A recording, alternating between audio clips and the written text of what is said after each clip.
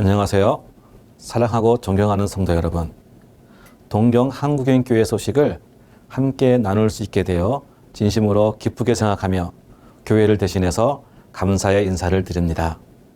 그리고 오늘 이 안식일 학교가 기쁨이 충만하고 은혜가 넘치며 사랑이 여기 있다고 고백할 수 있는 안식일 학교가 되기를 기도합니다. 이 시간 함께 하시는 많은 분들은 대부분 꿈과 의지를 가지고 고국을 떠나 이방 땅에서 살아가고 계신 분들이 많으실 것입니다. 어느 분들은 자신의 의지와 상관없이 부모를 따라 한국을 떠나오신 분도 계시겠지요. 또 어떤 분들은 지금 살아가고 계신 곳에서 태어나고 자라신 분들이시다라고 생각합니다. 이처럼 우리가 살아가고 있는 수많은 나라의 수많은 한국인들이 저마다의 이유로 살아가고 있습니다. 일본도 마찬가지입니다. 이 땅에도 외국인으로 살아가는 수많은 한국인들이 있습니다.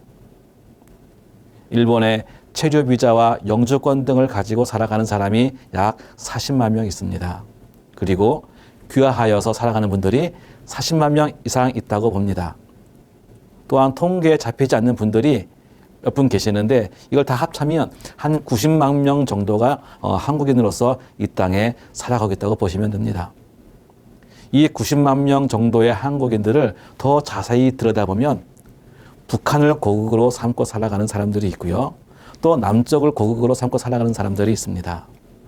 귀화해서 일본 국민으로 살아가는 사람들이 있고 여전히 이방인으로 살아가는 사람들이 있습니다. 또한 생활의 어려움을 피하여 온 사람들이 있고 꿈을 찾아서 온 사람들도 있습니다. 또한 곧 한국으로 돌아갈 사람들, 언젠가는 한국으로 돌아갈 사람들, 그리고 돌아가기를 포기한 사람들, 돌아갈 마음이 처음부터 없었던 사람들, 돌아가고 싶어도 돌아갈 수 없는 사람들.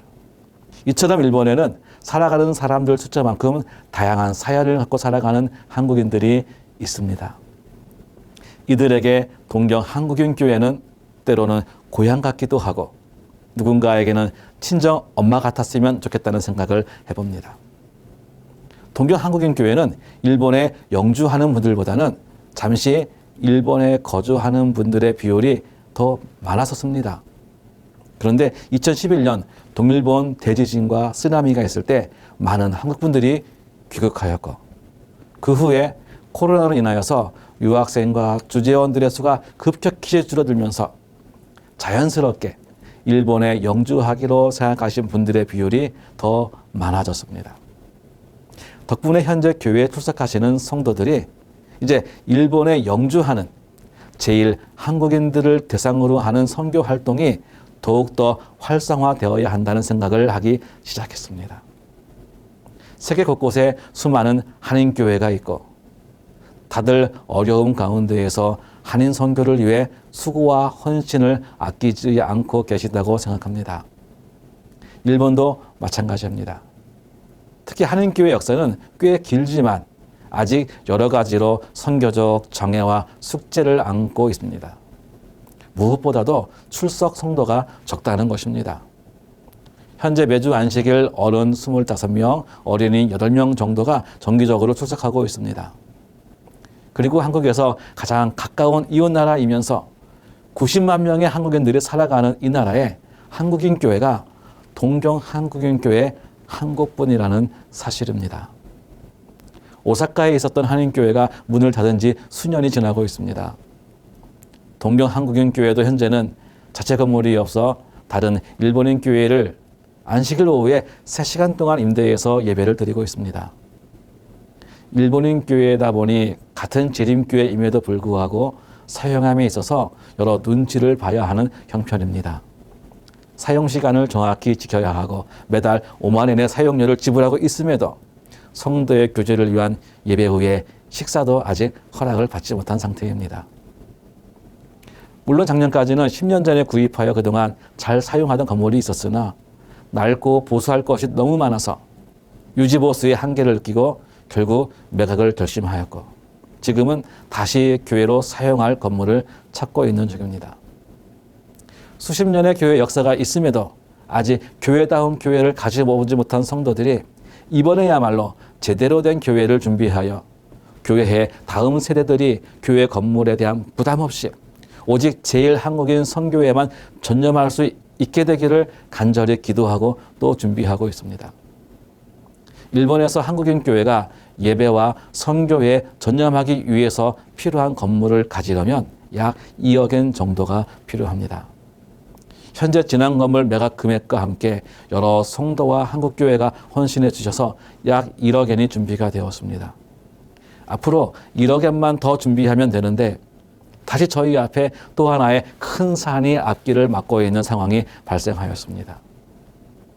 18년 전에 잠시 사용하다 처분한 건물이 있었는데 그 터를 구입한 측에서 건축 과정에 토양에 오염물질이 나와서 그걸 제거하는 데 들어간 경비를 청구하는 소송이 현재 진행 중에 있습니다.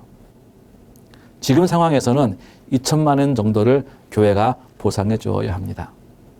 이 재판이 4월이면 결론이 날 것 같은데 상대가 구청이기 때문에 교회에 전적으로 불리한 상황입니다. 여러분들의 간절한 기도가 정말 필요합니다.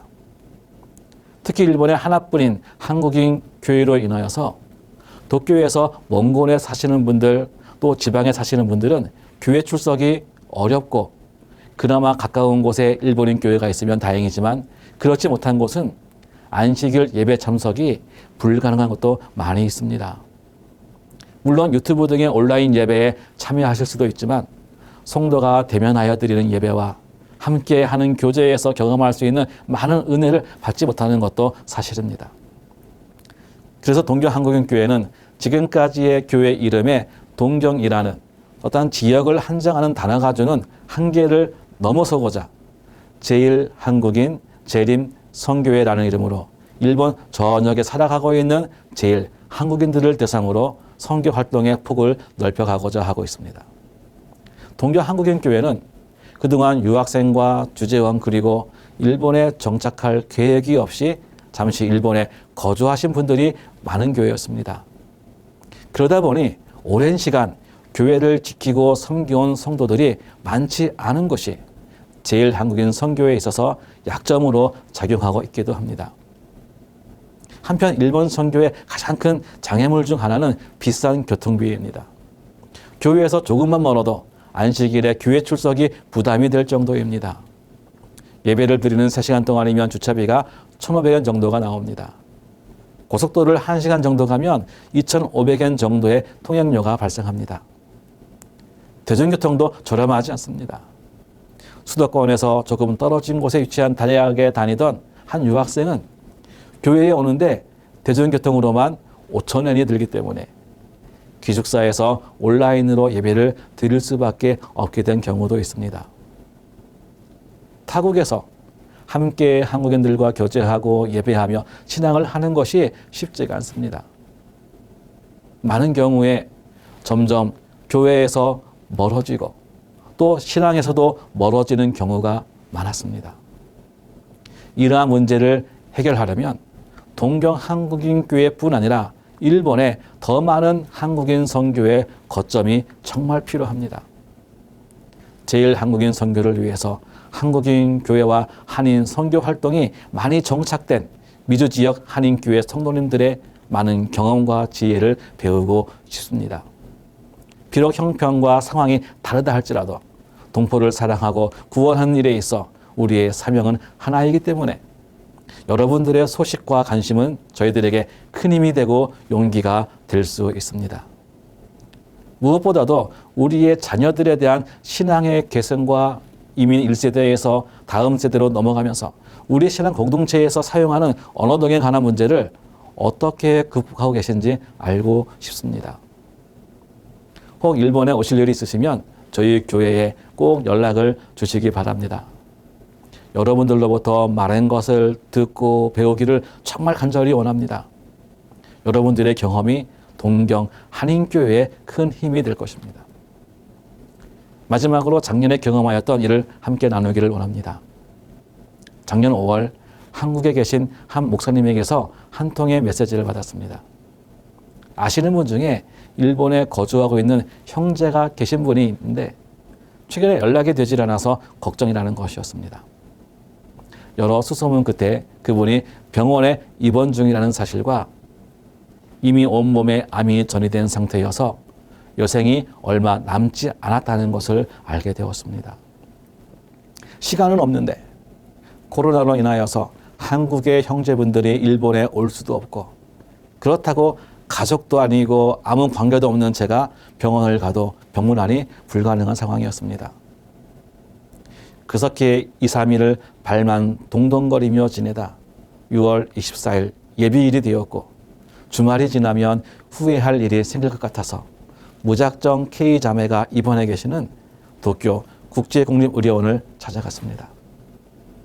그리고 K자매의 한국 형제의 아는 사람으로 면회 신청을 하였습니다. 평소라면 불가능할 것 같은 면회 신청이 하나님의 은혜로 허락되어 10분간의 시간이 주어졌습니다. 이렇게 K자매와 첫 대면이 이루어졌고, 한국의 동생분과 영상통화를 통하여 신앙을 강권하였습니다. 또 그리스도 예수 안에서 얻는 구원과 소망을 전하였습니다. 다행히도 어린 시절 어머니께서 재림교회에 다니던 것을 기억하며 어머니와 다시 만날 수 있는 소망이 있다는 사실에 K자매는 그리스도를 영접하였습니다. 지나온 삶을 회개하고 신앙 고백을 통하여 K자매는 재림성도의 일원이 되었습니다. 이렇게 10분간의 면회가 순식간에 지나 다음을 약속하며 병실을 나섰지만 제 마음 한구석에는 K자매를 다시 만날 수 있는 날이 주님 다시는 오시는 날이 아닐지 하는 마음이 들었습니다. 결국 K자매는 6월 26일 타국에서 외롭게 홀로 살아온 인생의 짐을 내려놓았습니다. 지나온 인생에 있어서 수많은 사람들이 친구가 되었었고 이웃이 되었었지만 K자매의 마지막은 아무도 없었습니다. 저도 있을 수 없었습니다. 그러나 오직 우리 주님만이 그 시간 K자매의 마지막 숨과 함께 하셨음을 확신합니다. 코로나로 인하여서 동경 한국인교회 모든 성도가 함께 할 수 없는 정말 조촐한 장례였지만 한 영혼을 사랑하시고 구원하시기 원하시는 우리 주님의 소원을 경험한 한 주였습니다. 이 땅에 살아가는 이와 같은 90만 동포들이 구원의 소식을 듣지 못하는 일이 없도록 제1한국인 재림선교회와 동경 한국인교회 사역을 위해 기도를 부탁드립니다. 저희 선교회와 교회는 주님의 마음으로 한 영혼 한 영혼 찾아가며 섬기도록 하겠습니다. 성경 말씀 누가복음 12장 6절의 말씀을 보겠습니다. 참새 5마리가 2아사리온에 팔리는 것이 아니냐. 그러나 하나님 앞에는 그 하나도 잊어버리시는 바 되지 아니하는도다. 이 땅에 살아가는 모든 한국인들, 그리고 세계 여러 나라에서 살아가고 계신 모든 한국인들 중에 어느 한 분도 하나님 앞에서 잊어버리시는 바 되지 않기를 기도하고 소망합니다. 기도하겠습니다.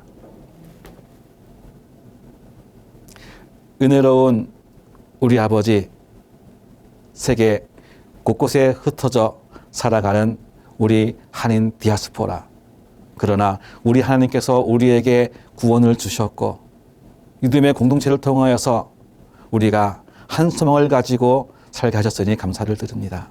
그러나 이 땅에 아직 복음을 듣지 못한 우리 동포들이 많이 있습니다. 그들에게 이제 우리가 복음을 들고 나가기를 원하오니 우리의 발걸음을 열어주시고 그들에게 구원의 소식을 증거할 수 있도록 저희들을 사용하여 주시옵소서. 고난과 질병과 사고가 많은 이 세상 속에서 당신의 백성들을 지켜주시고 보호하여 주시옵소서. 있는 곳이 선교지가 되게 하여 주시고 있는 곳에서 하나님의 영광을 위하여 살게 하여 주시옵소서. 이 시간 머리 숙여 기도하는 모든 성도에게 우리 하나님의 놀라운 은혜와 축복이 풍성히 임하길 바라오며 예수님의 이름으로 기도합니다.